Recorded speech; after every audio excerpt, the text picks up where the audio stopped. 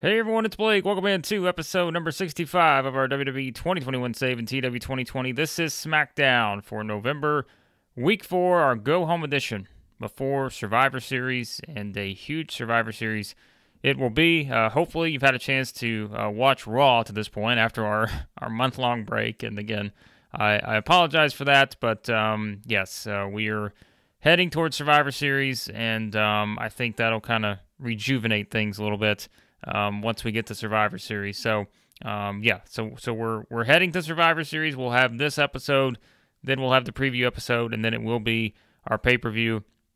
And remember, Mae Young Classic not far away as well. But let's jump into this one. We have a lot to get to. Another, as usual, angle-heavy show leading into our pay-per-view. So let's get to it. Pre-show: Shinsuke Nakamura gets the win over Riddick Moss, 7:38. Gets a 57. Not bad here. Moss off his game. Moss with a 29 in-ring performance. We haven't used him very much, and he's just not very over. I want to say he's still like in the low 30s probably.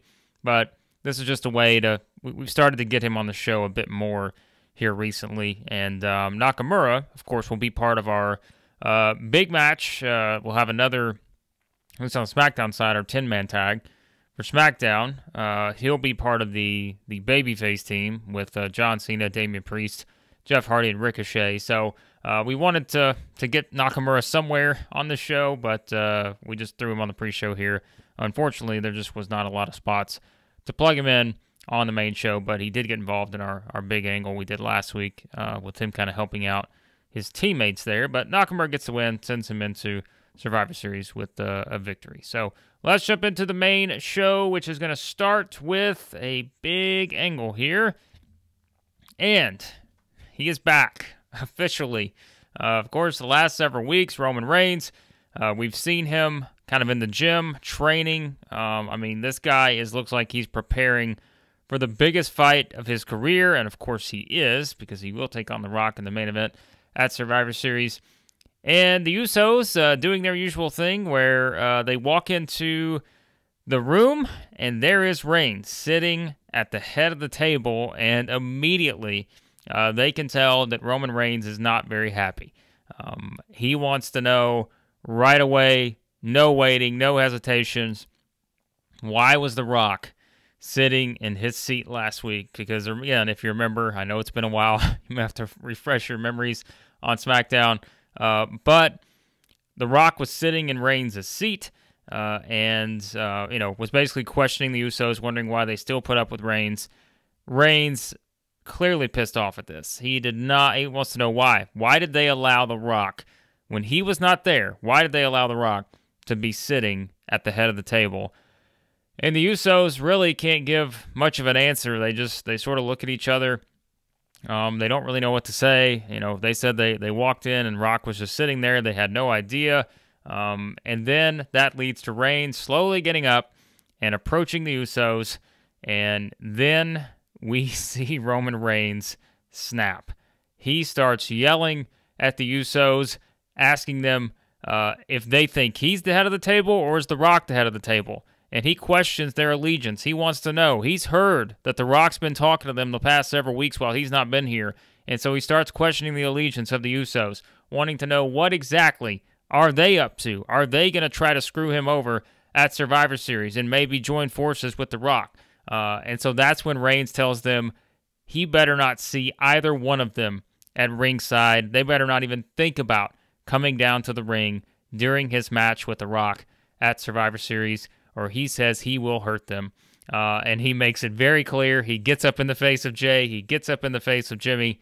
And Roman Reigns tells them to get the hell out of his room. So Reigns continuing to play sort of the king here. And he is basically trying to pull all the strings. And he has got the Usos kind of right there in the palm of his hand right now, wondering, what's next? What are they going to do? Gets an 83 here. Excellent segment. And yes, so the tension has built over the past several weeks between Reigns and the Usos. We've seen that. But now Reigns has added in, hey, are these guys maybe out to get me? And maybe it's, Reigns is getting a little bit concerned, perhaps, that the Usos are listening a little bit too much to The Rock And so there you go. And that sends the Usos out. They're not happy about this. They've just gotten berated by Roman Reigns, but they have a match to get to because up next, it is the Usos getting a win over Grand Metalik and Humberto Carrillo. 59, not a bad match here, and great performances in the ring from the Usos. But this was basically, the transition of the Usos coming out of this. They are just angry. They are not happy about just getting, verbally thrown all over the place by Roman Reigns. And so they just come out and just beat down Grand Metalik and Humberto Carrillo here. So a very definitive win for the Usos. And remember, they are also a part of the 10-man tag for SmackDown, as they'll be on the side of The Miz, Sami Zayn, the Usos, and Apollo Crews. So they're part of that match. But the bigger question for the Usos may be, what is their involvement going to be now at Survivor Series? Reigns has sort of planted the seed, wondering, are the Usos going to screw him over? And he made it clear, if they come anywhere near the ring during the match, Reigns will not hesitate to destroy them. So there you go. There's your setup. The tension is built between Roman Reigns and the Usos, and a very angry, I know some people have used the comment, the Mad King, Roman Reigns. He's not happy right now, and we're not done yet with Roman on this go-home episode. So there you go. The Usos get the win, but the Usos have kind of all of a sudden found themselves in the middle of this huge match that we're going to have in the main event at Survivor Series. And then it is The Rock. The Rock walks in, Mick Foley, in the middle of doing some matchmaking, which we'll get to here in just a few minutes when we announce a new match for Survivor Series. But it is Rock walking in to Mick Foley's office, and Foley says he apologizes to The Rock. And you can tell The Rock a little bit, perturbed here. He's not very happy about what Foley's done the past couple weeks. We had Foley come out, raise his concerns to The Rock about, can he actually beat Roman Reigns? He's been away from the ring for so long now, and Foley wasn't sure. And then that led to, as we said, what was obvious.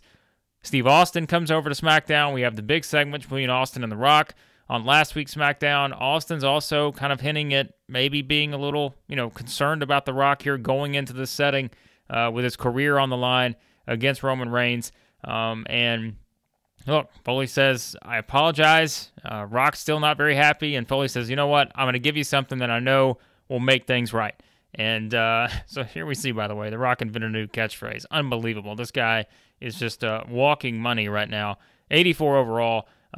Foley says he has something for The Rock. And what does he do? He pulls out Mr. Sacco. And Foley says this is a gift to The Rock.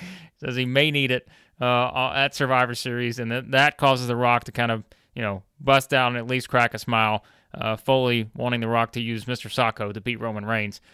So Rock says it's okay. He understands. Everyone's just looking out for him, but Mick, he doesn't need, I don't need you looking out for me. I'm The Rock. I'm the great one, and I will beat Roman Reigns. It's the reason I came back, to protect the legacy of my family, the legacy of WWE, and The Rock says he will defeat Roman Reigns, and he might even use Mr. Sacco to do it. But Rock says he has to go because he has someone else he needs to talk to before he heads to the ring a little bit later on tonight to address Roman Reigns one final time before Survivor Series. So there you go, 84 overall, Rock and Foley, Rock inventing catchphrases everywhere. This guy is just pure money, is The Rock. So there you have it on that. And that leads us into our tag team match. It is the Rebels getting the win over the Iconics in 740. Liv Morgan gets the win over Peyton Royce. 55, actually not a bad match here. I don't know what I was expecting, but not as bad. It's really, I don't know. I thought it was maybe like in the 40s or something. So I'm okay with this. In-ring performances here. Toni Storm was the best. Liv Morgan, pretty good. So there's that. Remember, Billy Kay got the seal of approval from The Rock in our email not long ago. So he won't be too happy about this right here. But it is, the Rebels getting the win again. And I know you can probably bring up the Iconics have had 2 matches since they've come back, and they've lost both of them.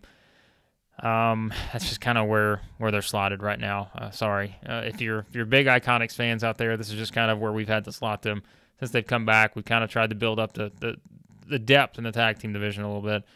But yeah, so that's just kind of where they are. But this was set up, of course, last week with Billy Kay and Peyton Royce calling them out.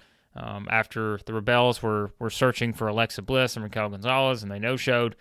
So that led to this. So the Rebels, as we said, I know they're on Raw, but we're building up to Survivor Series, and we're building to the Mae Young Classic, and there's a lot of stuff involved with that. So this is kind of what we had to do here with this one. So you're unusual. We're not going to turn into actual WWE where someone just jumps every week, but it's Survivor Series and the Mae Young Classic, so I'm going to let it slide a little bit, and we had to put this together. However, the big thing here is, and get ready, because we got a series of angles coming here. After the match, here comes Alexa Bliss, Raquel Gonzalez, and Dakota Kai, the Mean Girls, as we've dubbed them. They come out, and they attack Toni Storm and Liv Morgan. They come in and, kind of just, this had played out over a couple weeks. We were wondering, are they ever going to show up?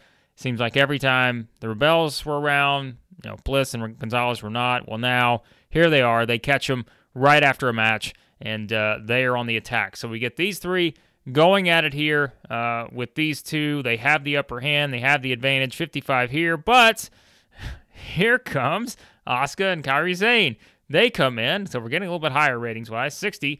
They come in and make the save for the Rebels, as now these four are on 3. So we've got 4 on 3 here with Asuka and Kairi Sane making the save.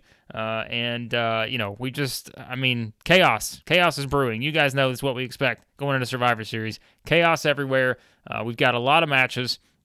And so they come in to make the save for these two. However, here comes Sonya Deville and Shayna Baszler.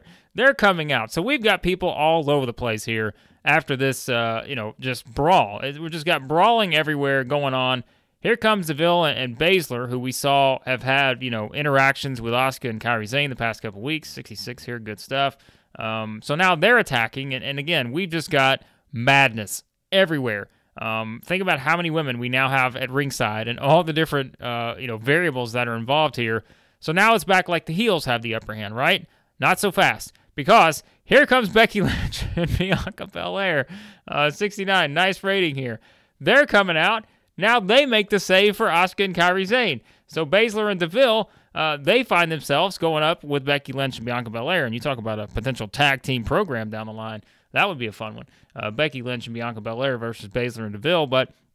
So you've got Becky Lynch coming over from Raw because, of course, she is involved in a lot of things. And, of course, she's also going to be squaring off with Asuka in the Mae Young Classic. So that's kind of what we have here. These two come out. They're fighting with these two, and it's just, again, you think about, we've had consecutive angles here, everyone just kind of pairing off with a different group, and then after all of this, it's sort of the baby faces reigning supreme here, and the heels are run off, and it just leads to two people standing in the middle of the ring, and that is Becky Lynch and Asuka, who again will square off in probably one of our most highly anticipated first round matchups of the Mae Young Classic, and it gets a 68 here. So good stuff. Again, I know that was kind of a really quick series of angles, but we really wanted to throw everything we could at all of this heading into Survivor Series, and that is going to be a good time to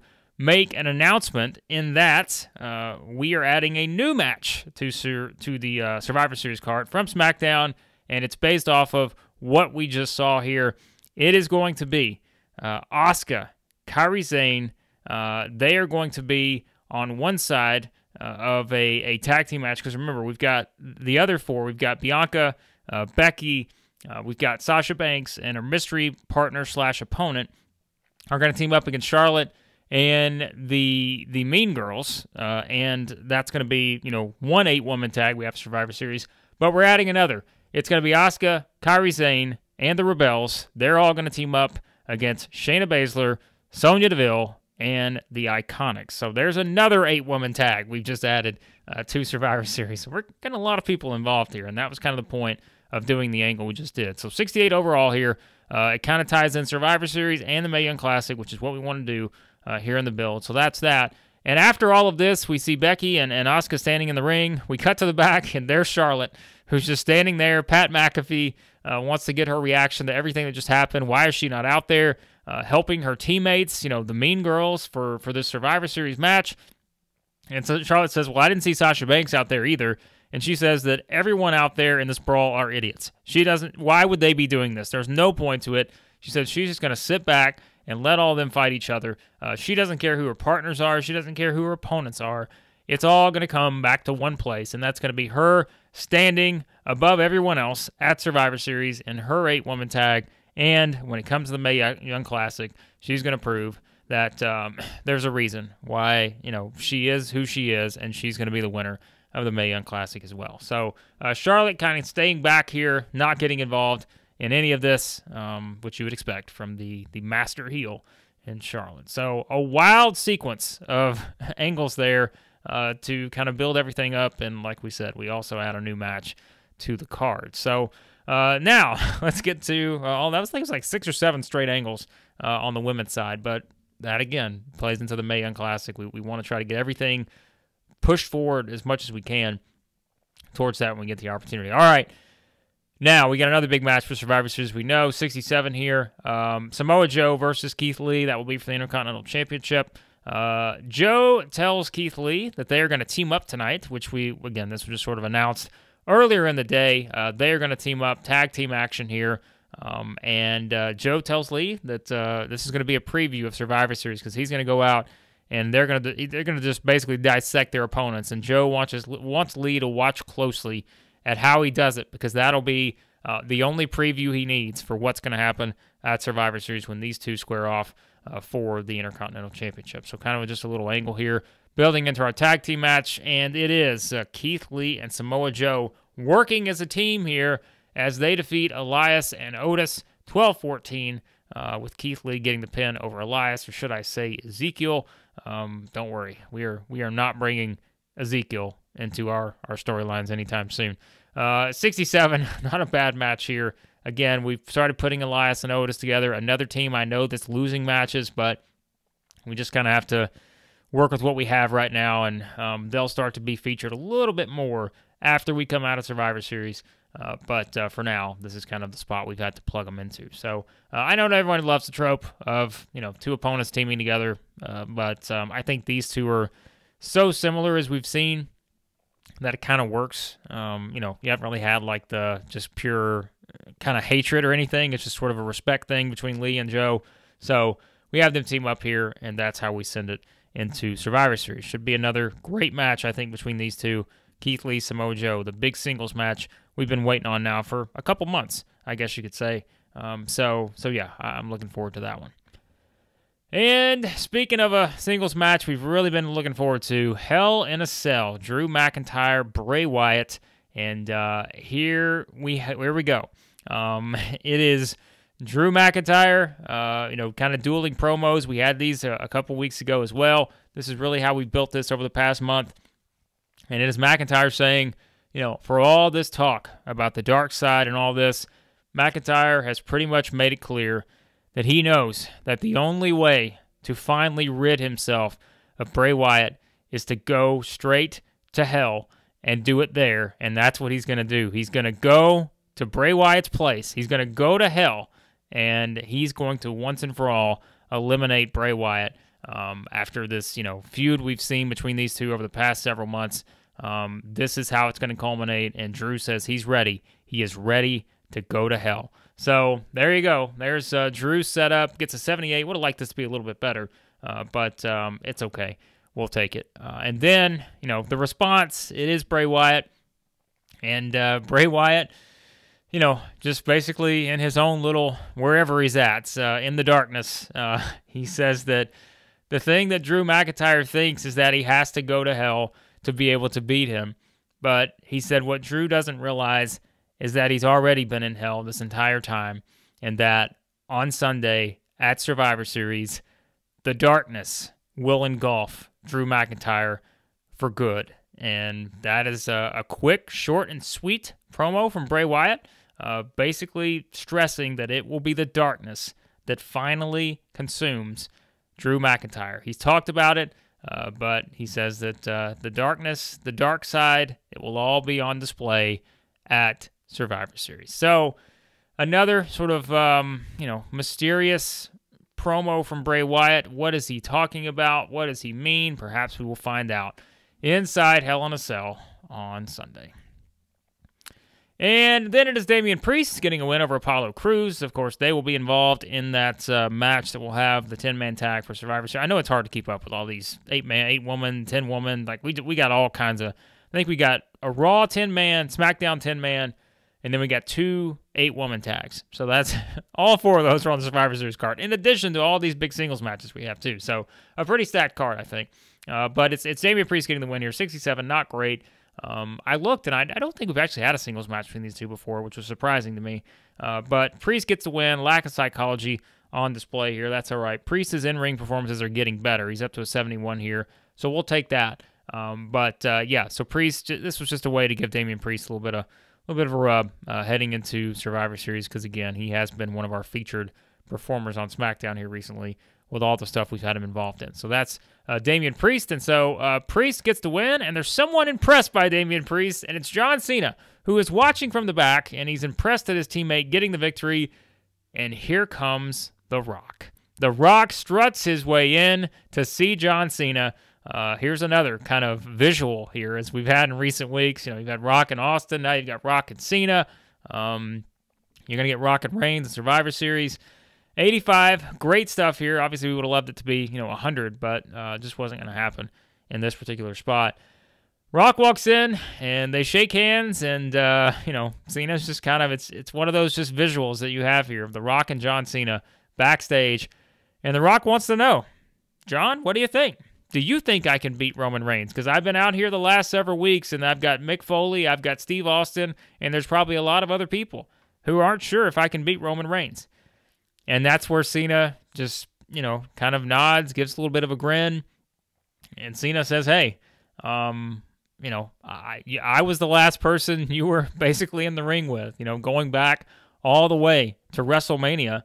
And he says, I know you've had the tag team match at No Mercy, but the last time you were one-on-one with someone on the opposite side of you, it was me. And, Cena says, I hope you remember what happened then. And so you've kind of got this, they're not really going at each other, but it's a friendly jab back and forth, and that's when The Rock says, oh, I remember. He says, I also remember when I watched you lose to Roman Reigns at SummerSlam. And so you've got friendly jabs back and forth between these two, the rivalry. But then Cena says, you know what? I see it. I've seen it with Roman Reigns firsthand. I've been in the ring with him. But Cena says he can be beat.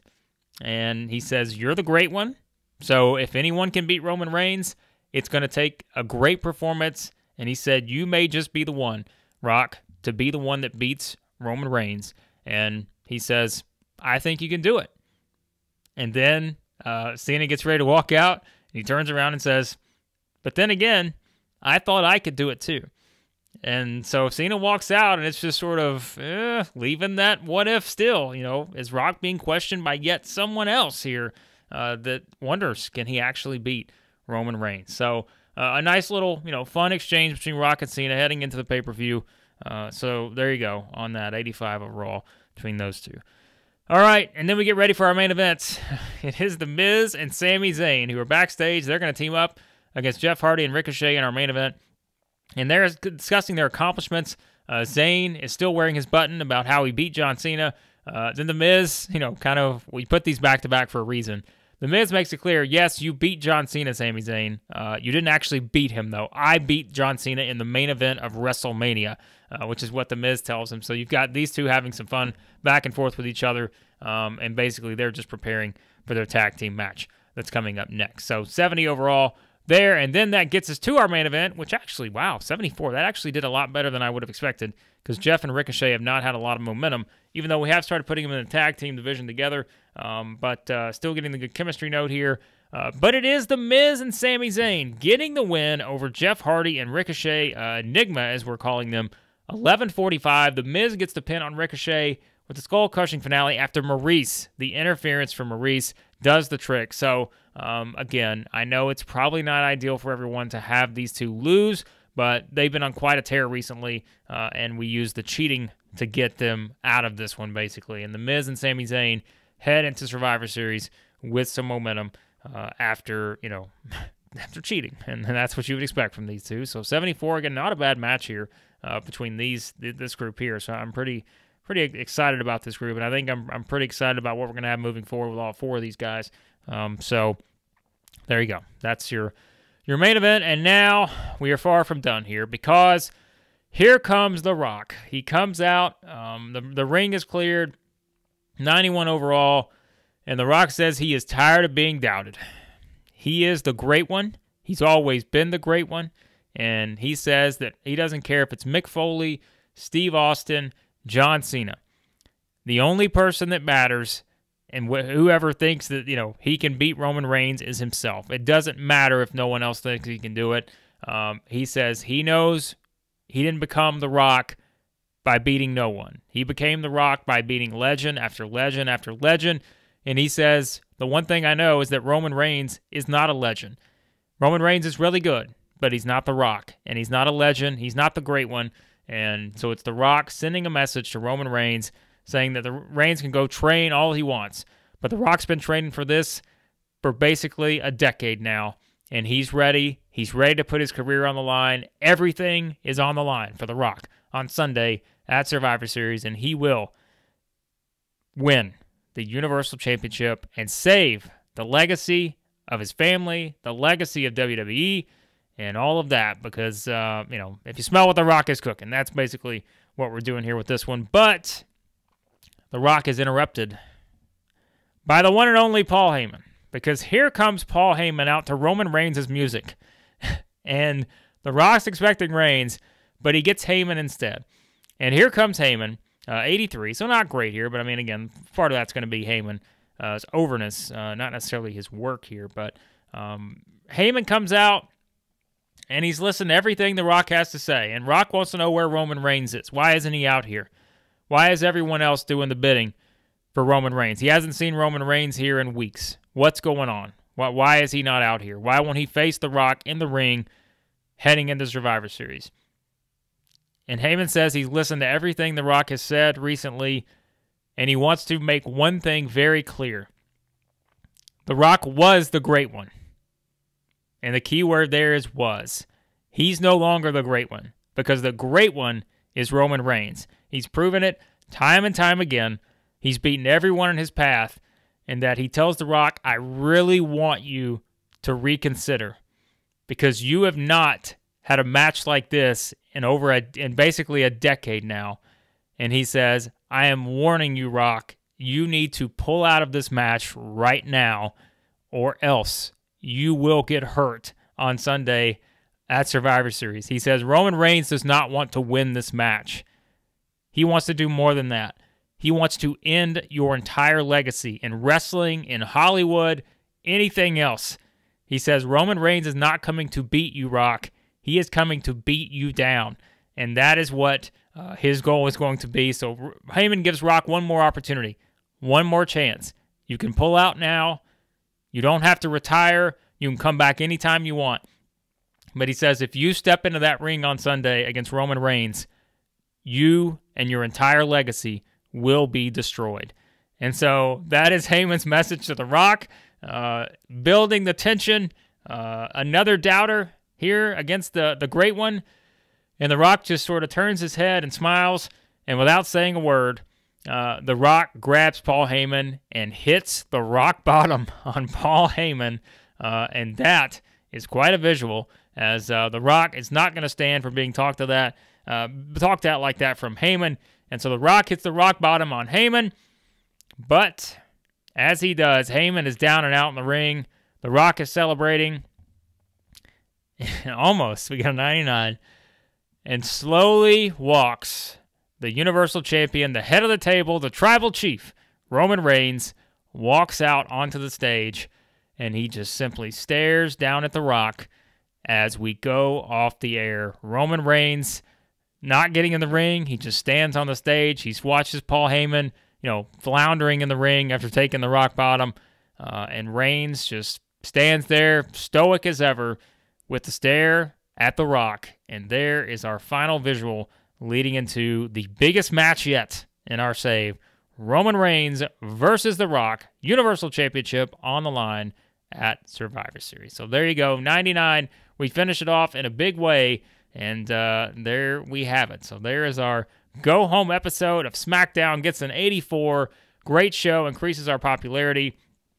Some things didn't hit maybe as well as I would have liked, but a lot of that had to do with time. Some of the segments were too short, and we got knocked for some of those.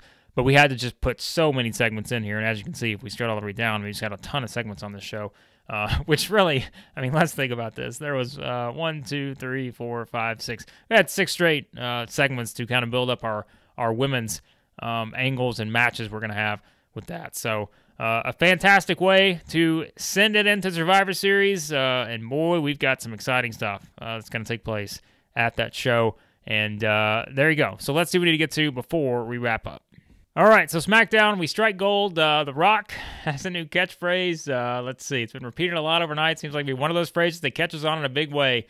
Expect to hear it again the next time The Rock gets a live microphone. Well, question is, will The Rock get a live microphone again? I think you can probably bet on that happening. Leading into, he'll probably have a pre-match promo, I think it's safe to say, at Survivor Series. We'll definitely be plugging that in. So there's your spoiler. We will have a Rock pre-match promo leading into the big match with Roman Reigns. So maybe he'll bring out that there. Anything else we need to look at here? Doesn't look like it. All right, let's look at our email. Eric's contract is ending, so we will work on that. We got to have one member of the Viking Raiders returning. Roman Reigns has an opinion. What's this going to be? Alexa Bliss talks well. Give the kid promo time, and the crowds will respond. All right, so Roman Reigns on the Alexa Bliss bandwagon here, so we have to keep that in mind. The Tribal Chief, we don't want to let him down. Is Alexa Bliss, you going to join the Bloodline? We'll find out. We'll see. All right, SmackDown gets a 5.70. I don't know what that is compared to what we've usually done, so we've got Eric's contract there. We'll do that and deal with that soon. The cooling down period ends after Survivor Series. Everyone celebrate on that. So, all right, there we go. Survivor Series card is set, and we will go over that in the preview. That will be the next episode. We'll do a quick preview leading into Survivor Series. You can give your picks. Let me know what you think about all the big matches. And then the episode after that will be Survivor Series 2021. So, again, be sure to like, share, subscribe, all that good stuff. As I said before, I appreciate you guys being patient at times with the series, but we're on track here to get the Survivor Series, and I think that'll kind of rejuvenate things a little bit as we've got some pretty fun stuff coming out of it with the Mae Young Classic not far behind. So very motivated to keep this thing moving forward, and because my schedule has kind of gotten a little bit better now after a wild couple months in wrestling, yes, we should be able to keep this thing moving right along. So thanks as always for watching, and on the next episode it will be our preview for Survivor Series.